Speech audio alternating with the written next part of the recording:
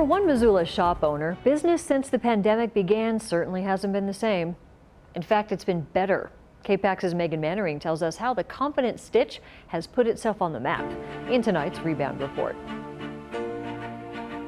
The future of the Confident Stitch looked grim when COVID made its way to Montana, forcing storefronts to close. You know, at first when we shut down, I told my staff that they wouldn't have to work. They probably wouldn't be working full-time for a while. Kate McIver, owner of this 5-year-old sewing shop on Front Street, had always relied on in-store purchases for the bulk of her business. But just like that, her online shop would need to take over.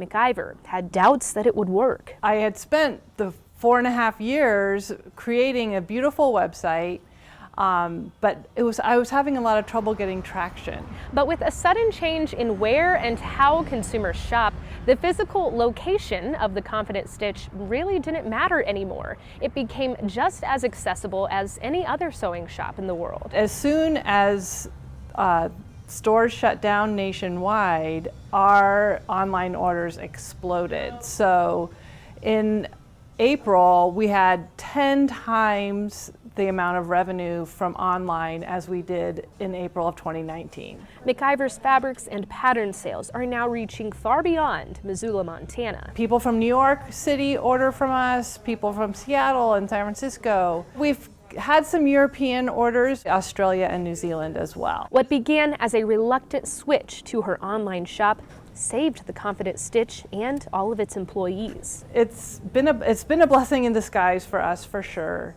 And I hope that other businesses find ways to pivot as well. In Missoula, Megan Mannering, MTN News. Now, unable to teach in-person classes, McIver is offering sewing tutorials on Facebook Live. You can check those out at the Confident Stitch on Facebook.